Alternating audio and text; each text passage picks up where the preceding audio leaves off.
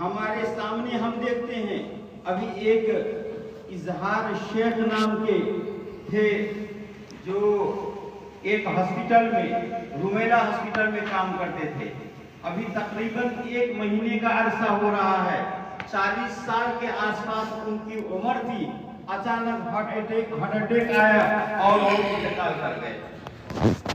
کسی کا بچپنے میں انتقال ہوتا ہے, کسی کا جوانی میں انتقال ہوتا ہے, کسی کا بڑھاپے میں انتقال ہوتا ہے, لیکن کسی کو اپنے انتقال ہونے کا علم نہیں ہے, اپنے مرنے کا علم نہیں ہے.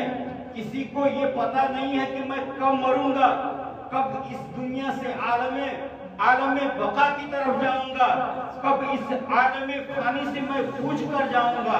تو اس لیے ضروری یہ ہے کہ ہم اللہ کی عبادت و ریاضت کریں, اللہ تعالیٰ کو ہم کسی بھی حال میں نہ بھولیں. اللہ رب العزت نے ہم پہلے عالم ارواح میں تھے, وہاں سے ہم ماں کی پیٹ کے دنیا میں عالم بطن میں آئے, وہاں سے ہم اس عالم فانی میں آئے ہیں. اور اس عالم فانی میں ایک شاعر کہتا ہے اس عالم فانی کا حال یہ ہے جیسے کہ مکڑی کا جالا, ہوا کا ایک جھونکا آیا اڑا کے لے کے چلا گیا. تو ہمیں اس چیز کا علم نہیں ہے کہ یہاں سے ہم نکلنے کے بعد اپنے روم تک بھی صحیح و سلامت پہنچیں گے کہ نہیں. یہ دنیا ہے, یہ دنیا فانی ہے. اس دنیا کو دنیا فانی کہا گیا ہے. جب ہمارا اس دنیا فانی سے انتقال ہو جائے گا تو ہم عالم برزخ میں جائیں گے, اور عالم برزخ میں ہم قیامت تک رہیں گے. اور جب قیامت برپا ہو جائے گا, روز محشر قائم ہوگا تو ہم محشر کی دنیا میں جائیں گے, وہاں ہمارا حساب کتاب ہوگا. پھر جنتی جنت میں جائیں گے اور دوزخی دوزخ میں جائیں گے. ضروری یہ ہے کہ ہم اپنے گریبان میں جھانک کر دیکھیں کہ ہمارے پاس عمل کیا ہے.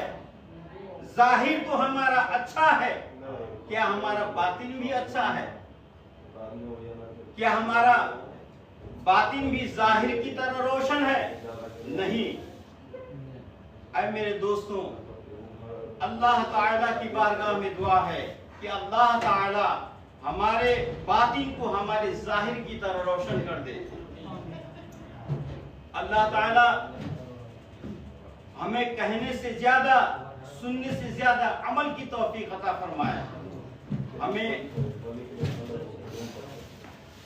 شریعت محمدی صلی اللہ تعالیٰ علیہ وسلم کے اندر ہے. اللہ کے حبیب صلی اللہ تعالیٰ علیہ وسلم ارشاد فرماتے ہیں کہ مومن وہ ہے جو اپنی زبان سے, اپنے ہاتھ سے اپنے بھائی کو کسی قسم کی تکلیف نہ دے. مومن وہ ہے جو اپنے لیے بہتر سوچے, وہ اپنے بھائی کے لیے بھی سوچے.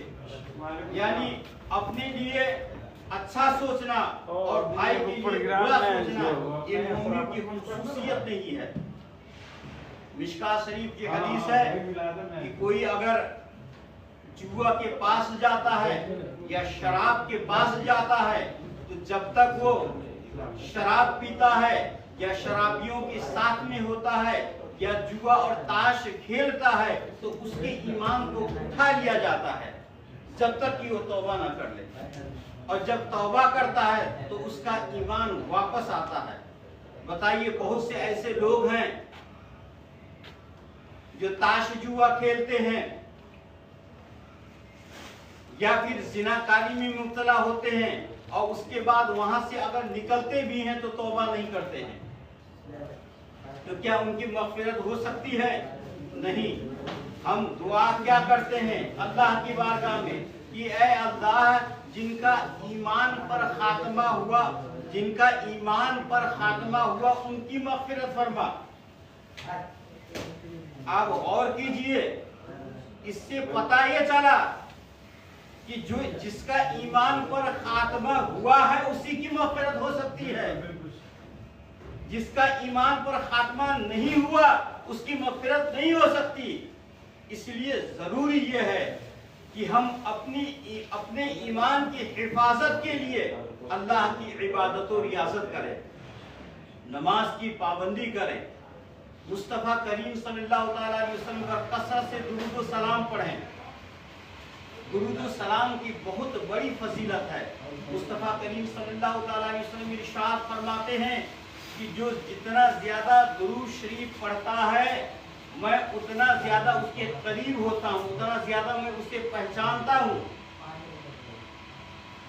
اور سب سے بڑا بخیل، اللہ کے حبیب صلی اللہ علیہ وسلم ارشاد فرماتے ہیں کہ سب سے بڑا بخیل وہ ہے کہ جس کے سامنے میرا ذکر کیا جائے اور وہ مجھ پر درود و سلام نہ پڑھے۔ قرآن حکیم کے اندر ہے کہ ان اللہ ملائکۃ یصلون علی النبی، کہ بے شک اللہ اور اس کے فرشتے نبی پر درود بھیجتے ہیں۔ یا ایھا الذین آمنوا صلوا علیہ وسلموا تسلیما، اے ایمان والو تم بھی ان پر خوب خوب درود و سلام بھیجا کرو۔ نبی کریم صلی اللہ تعالیٰ علیہ وسلم کا مقام وہ مقام ہے کہ جب آپ مدینہ المنورہ جائیں گے، مسجد نبی علیہ صاحبہ الصلاۃ والسلام کے اندر جائیں گے اور حضور نبی کریم صلی اللہ تعالیٰ علیہ وسلم کی بارگاہ عالیہ میں صلاۃ والسلام پڑھنے کے لیے جب آپ اندر داخل ہوں گے تو ان کا روزہ آنے سے پہلے وہاں اوپر آپ دیکھیں گے لکھا ہوا ہے من زار قبری فوجبت لہ شفاعتی، جس نے میرے قبر کی زیارت کی اس پر میری شفاعت واجب ہو گئی۔ اور کریم آقا صلی اللہ علیہ وسلم کا دربار وہ دربار ہے کہ حدیث مبارکہ ہے 70,000 فرشتے صبح کو صلاۃ والسلام پڑھنے کے لیے آتے ہیں اور غروب آفتاب تک صلاۃ والسلام پڑھتے رہتے ہیں، اور پھر غروب آفتاب کے وہ 70,000 فرشتے پھر نازل ہوتے ہیں، اپنے پروں کو بچھا دیتے ہیں، درود و سلام صبح تک پڑھتے ہیں، اور جو پہلے آئے ہوتے ہیں وہ چلے جاتے ہیں۔ یہ سلسلہ قیامت تک رہے گا، اور جو ایک بار آ چکا ہے اس کو دوبارہ آنے کا موقع نہیں ملے گا۔ تو مصطفیٰ کریم صلی اللہ تعالی وسلم کی بارگاہ وہ بارگاہ ہے۔ میں نے آپ لوگوں کے سامنے میرے عرض کرنے کا مطلب یہ ہے کہ ہم لوگ کہاں ہیں، دوحہ قطر میں ہیں۔ کچھ سال پہلے مشکلیں تھیں، پریشانیاں تھیں، ہم لوگ حرمین شریفین کے لیے نہیں جا سکتے تھے، لیکن الحمدللہ ابھی سہولتیں ہیں۔ ہمیں بار بار کوشش کرنی چاہیے کہ اللہ تعالی اور دعا کرنی چاہیے کہ اے اللہ تو ہمیں حج مقبول و حج مبرور کی توفیق عطا فرما، مقبول عمرہ کی سعادت عطا فرما، بار بار حرمین شریفین کی زیارت کرنے کی توفیق عطا فرما۔ حدیث نبی صلی اللہ تعالیٰ علیہ وسلم ہے کہ جو بار بار عمرہ کرتا ہے اس کی مال و زر میں برکتیں ہوتی ہیں، اللہ تعالیٰ اور زیادہ توفیق عطا فرماتا ہے۔ اور ایک اور حدیث مبارکہ ہے کہ اگر کچھ کمیاں اور گناہ بھی ہوتے ہیں تو دو عمرے کے درمیان میں جو کمیاں ہوتی ہیں ان کمیوں کو اللہ تعالیٰ معاف فرما دیتا ہے۔ اللہ تعالیٰ ہم سب کو عمل کی توفیق عطا فرمائے، اور خصوصاً ہمارے مولانا شرافت حسین امجدی کے والد بزرگوار بھٹوں کی بلا حساب مغفرت فرمائے۔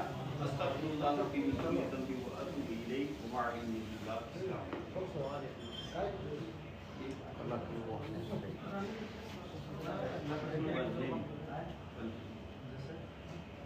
اس کو بند کریں۔